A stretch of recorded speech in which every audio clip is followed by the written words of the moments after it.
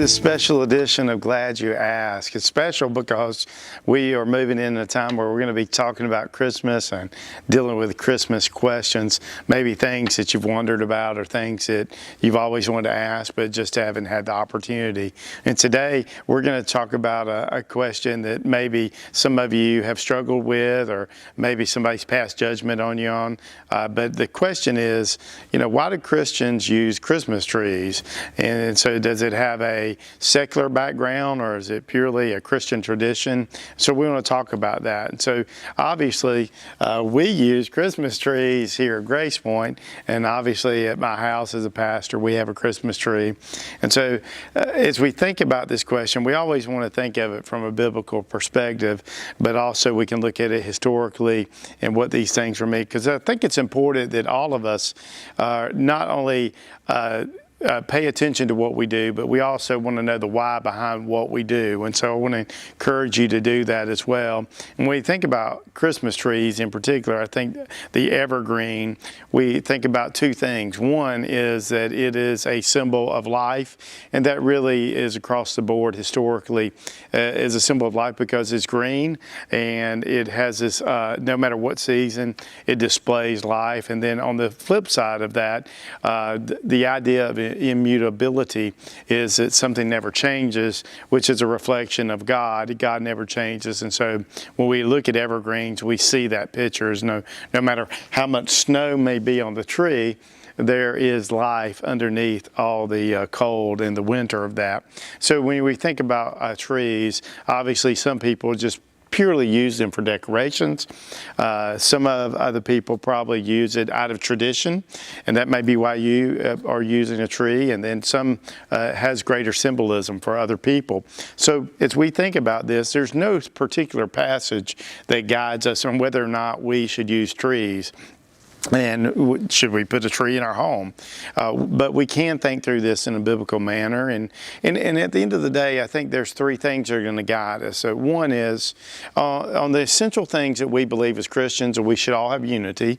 And then there are going to be some things that we disagree on. And so we have some liberty to disagree on some things. And then at the end of the day, all of us should display charity to one another and be loving toward one another, even when we have disagreement. And that's a biblical way to approach life in general, and especially with your brother or sister in Christ. Now, historically, there's all kinds of reasons people have used trees in secular cultures like the Roman culture, Roman society. They used trees to celebrate what was called Saturnalia, which is the celebration of god Saturnus. And so the Romans would often use trees, evergreens, in that capacity. If you know much about Druid worship, worship often involved the celebration of nature and using trees. Obviously, that is not what we are doing, but we come at it from a different viewpoint. Now, historically, there have been different viewpoints on this. Early church father Tertullian really had in his writings banning any kind of ornaments, trees, any of those things, because he felt like it took away from the focus being on Christ. And then by the 1500s, you had Martin Luther come on the scene, and traditionally it's held that Martin Luther was one of the first believers to use a Christmas tree. And the story goes that he was walking through the woods around his house one evening. It was a snowy night. He saw evergreens, and he saw the beauty of the evergreen and how it doesn't change and it does represent life. So he took one of the trees, he cut it down, and he actually, it's known to be putting that tree into his home. And so following the tradition of the great Martin Luther, many people have followed this tradition as well. And then the tradition in America obviously didn't start with Christmas trees until about 1850. That probably was during the American Revolution that the idea of the soldiers, the Hessian soldiers, were using trees to celebrate Christmas. And then about 1851, there was some debate among churches, and even 1851 in New York City was the first time trees were commercially sold. There was a guy had load with 2 oxen bringing trees, and he began to sell those in New York City. And so the history of the Christmas tree has obviously a long history, varied history. And so when we look at it and we say, well, why do we, use trees? And I think there's some historical, traditional viewpoint that the tree itself represents life, which, Jesus is life, that life never changes. And so we think about the fact that God never changes. So this gives us a viewpoint in which we would use a tree. Now, that being said, when I was growing up at my house, my mom had Christmas trees, and then she came across some of the writings with some of the secular, even false worship, the history of trees being used, for example, like in Druid worship. And so she felt like we didn't need a tree anymore because, when you have a tree in your house, and if you're like a lot of Americans, you put gifts under the tree. And so there was this idea that, hey, when you put the gifts under the tree, that this is sort of a worship of nature, worship of the tree. And so we actually, for several years, didn't have a tree, and she felt like that she was compelled that it would be a sin for her to do that. And then eventually I think she made a change, because we ended up having Christmas tree again later in life. But with that in mind, I think there's a couple questions that can 3 questions I think I want to put out before us as we think about whether or not you should use trees. You shouldn't just do it because I say to do it. And then scripturally, there's no text that says, do not have a Christmas tree or have a Christmas tree. So how do we work through this? And so I would offer you 1 Corinthians 10:31. Which is the question that I use when I come to really any subject. And it's my favorite verse in all the Bible. It's 1 Corinthians 10:31 says, so whether you eat or drink, whatever you do, do it all for the glory of God. So then I kind of just insert this. So whether you put up a tree or you don't put up a tree, well, whatever you do, do it for the glory of God. And so that's the driver for all of us, is that we make God look good. And so the reason that we put up a tree is because in my home, and also why we would put one up for Christmas events at Grace Point, is due to the fact that it represents for me, it symbolizes life and the fact that God is immutable. And so that it's a good reminder for the, so for in my perspective, that's how I glorify God. So I put up the tree for the glory of God and representing Him. And so one of the things that you'd have to struggle with is if you don't really have that in faith like my mom did years ago, then you probably shouldn't put up a tree.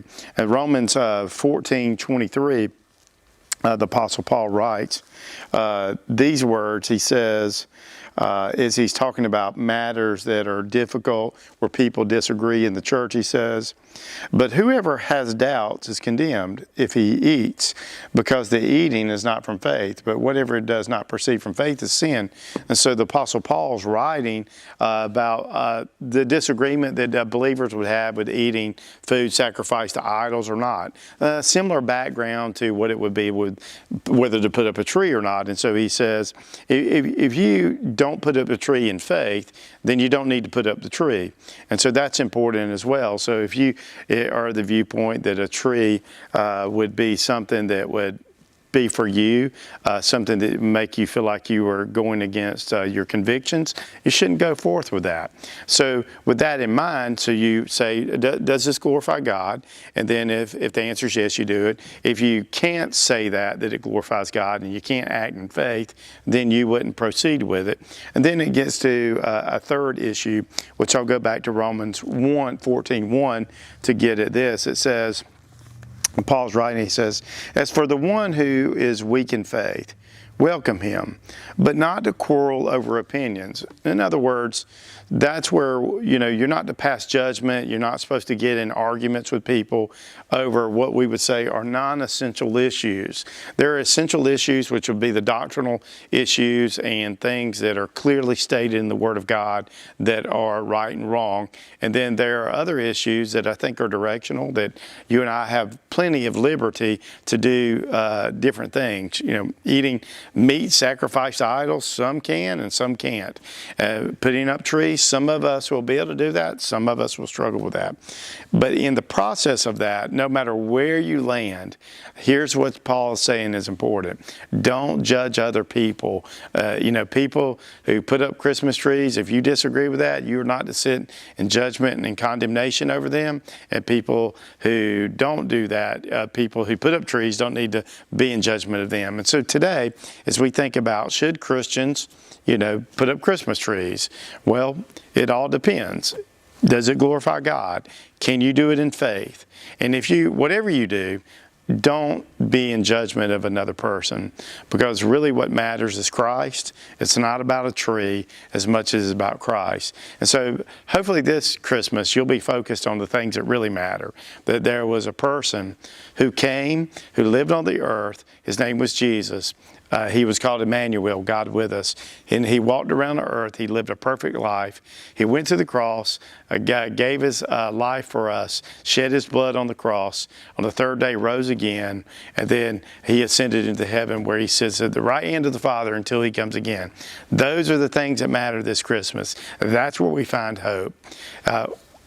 Christmas trees are only symbolic at best. And so whatever your decision is, keep those things in mind.